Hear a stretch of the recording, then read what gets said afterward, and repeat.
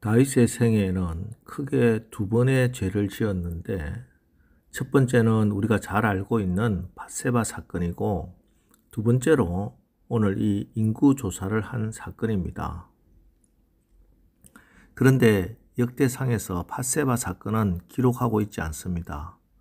그 이유에 대해서 20장에서 여러 학자들이 이런저런 학설들이 있지만 역대상 20장에서 저는 성경은 사람 다윗이 주인공이 아니고 하나님이 주인공이시고 하나님을 드러내는 책이기 때문에 우리 하나님은 인간의 실수와 범죄 가운데서도 여전히 하나님의 계획과 뜻을 성취해 가시는 분이시고 우리의 잘못과 죄악보다 하나님의 은혜와 사랑이 훨씬 더 크다는 것을 보여주고 있는 것이다. 이렇게 말씀을 드렸습니다.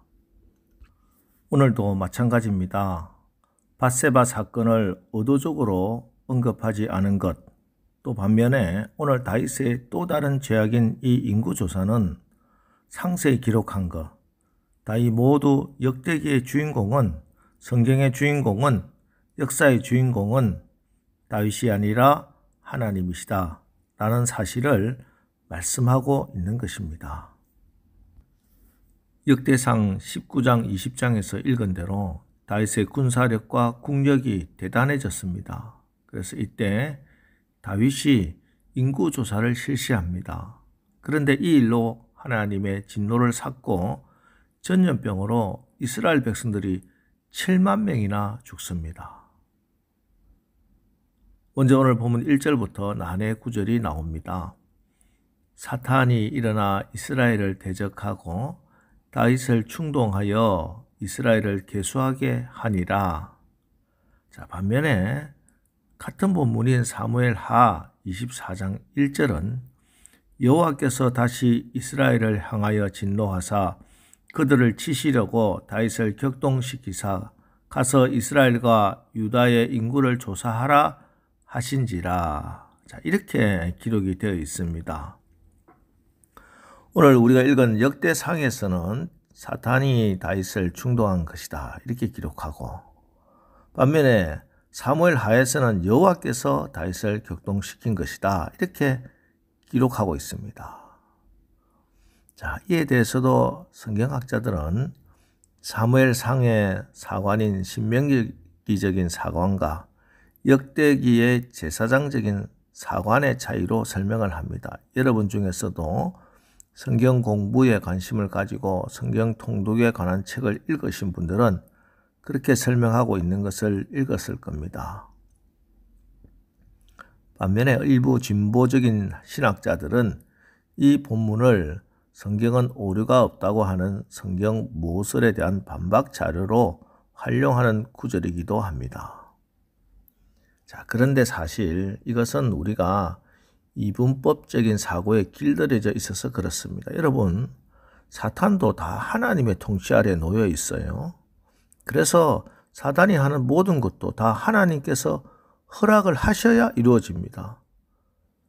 욥기를 읽어보면 분명히 나오지요. 그래서 오늘 이 다윗이 인구조사를 하게 된 이유는 하나님께서 허락하셔서 사탄이 다윗을 충동하고 그 충동에 다윗이 넘어간 것입니다. 하나님은 다윗이 이 테스트를 잘 통과하기를 기대하시면서 반면에 사탄은 이 유혹에 걸려 넘어지기를 기대하면서 때문에 이 시험에 넘어가서 다윗이 인구조사를 한 것은 하나님 책임도 아니고 사탄의 책임도 아닙니다. 다윗이 그 한 일에 대한 결과를 책임져야 한다는 것이고 또 그래서 오늘 본문도 이렇게 다윗이 징계를 받는 것입니다. 이것은 오늘을 살아가는 우리도 마찬가지입니다. 제가 시험에 대해서 말씀드리면서 몇 번 강조한 것이 우리가 어떤 시험은 사탄의 유혹이고 또 어떤 시험은 하나님의 테스트라고 말하지만 실제 우리의 삶의 현장에서 만나는 문제들은 이것은 사탄이 주는 유혹이고 저것은 하나님이 주시는 테스트다. 이렇게 단순하게 나눠지지 않는다는 겁니다.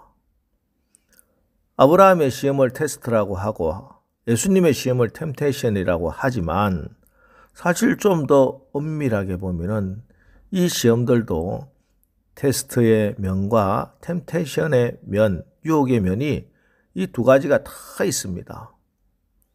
사탄은 이삭을 바치라는 하나님의 명령 앞에서 아브라함이 하나님을 부인하게 되기를 기대했지만 이때 하나님은 아브라함이 믿음으로 순종하여 믿음의 조상으로 인정받게 되기를 원하셨습니다. 하나님은 광야의 시험을 통해 예수님께서 자신을 하나님의 아들로 입증해 보이기를 바라고 있었고 사단은 예수님이 십자가를 져야 하는 참된 메시아의 길을 벗어나서 기적이나 이적으로 문제를 해결하는 유혹에 빠지기를 바라고 있었습니다. 하나는 하나님의 의지이고 하나는 사탄의 의지입니다. 이처럼 우리의 삶에 끊임없이 밀려오는 모든 시험은 각기 다른 두 목적으로 이끌려고 하는 두 의지가 함께 작동하는 것입니다. 그래서 사단의 시험도 다 하나님의 허락하에서 이루어지는 것입니다.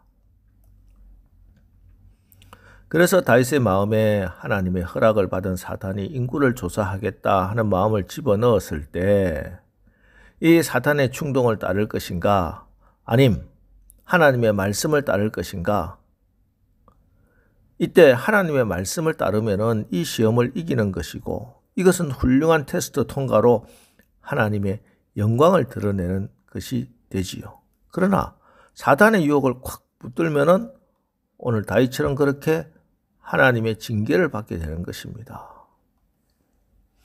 오늘 다윗은 하나님의 말씀, 하나님의 마음을 붙들어야 했습니다. 바로 요압을 통한 충고입니다. 3절 보세요. 요압이 아뢰되 여호와께서 그 백성을 지금보다 100배나 더하시기를 원하나이다. 내 주 왕이여 이 백성이 다 내 주의 종이 아니니까 내 주께서 어찌하여 이 일을 명령하시나이까 어찌하여 이스라엘이 범죄하게 하시나이까 하나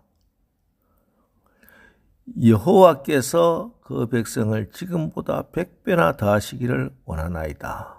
이 백성, 이 양떼는 목자장이신 하나님이 주관하신다는 것입니다. 그래서 하나님께서 필요하시면은 그 백성을 지금보다 100배나 더해 주실 것이니 인구조사는 멈추십시오. 이렇게 충고합니다.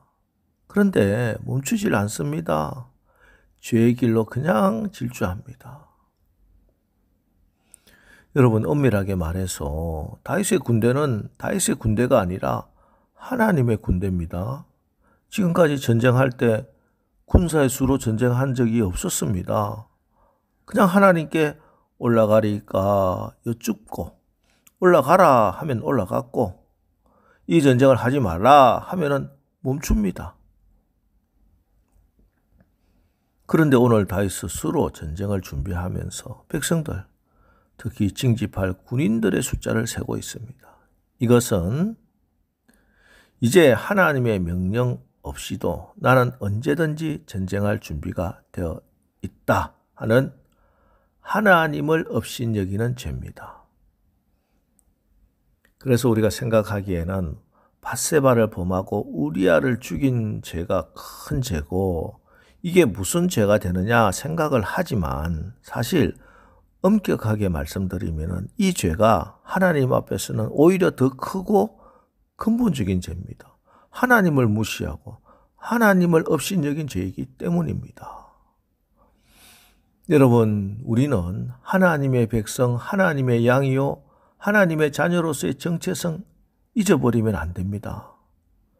양은 목자의 명령만 따르면 됩니다. 자꾸 내가 주인 되려고 하면 안 됩니다.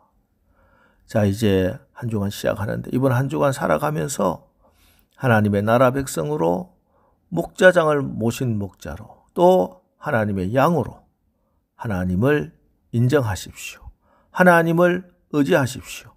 그래서 하나님의 은혜의 날개 그늘 아래에서 하나님의 보호와 인도하심을 받으시기를 주님의 이름으로 축원합니다. 기도하겠습니다. 하나님, 오늘 성경을 통해 우리 하나님의 성품과 우리 하나님의 왕 되심을 다시 한번 깨달았습니다. 우리가 살아가면서 우리의 정체성을 다시 살펴보게 하시고 내가 하나님 앞에 서 있다는 그 사실 한시도 잊지 말게 하옵소서. 주변 환경에 따라 낙심하거나 절망하거나 교만해져서 요동하지 않게 하시고 어떤 상황과 문제 앞에서라도 여기서 지금 하나님의 뜻이 무엇인지 우리 주님의 마음이 무엇인지 말씀과 성경으로 조명받아 내가 하나님의 성령님께 하나님 말씀에 순종하는 믿음의 사람으로 하나님께 더 가까이 나가는 복을 받게 하옵소서. 예수님의 이름으로 기도합니다. 아멘. 자, 이제 주여 오늘 하루도 하나님의 백성으로 하나님의 양으로 승리하며 살게 하옵소서. 우리 오늘 말씀을 붙들고 우리 합심해서 기도하고 나가겠습니다. 우리 기도하겠습니다.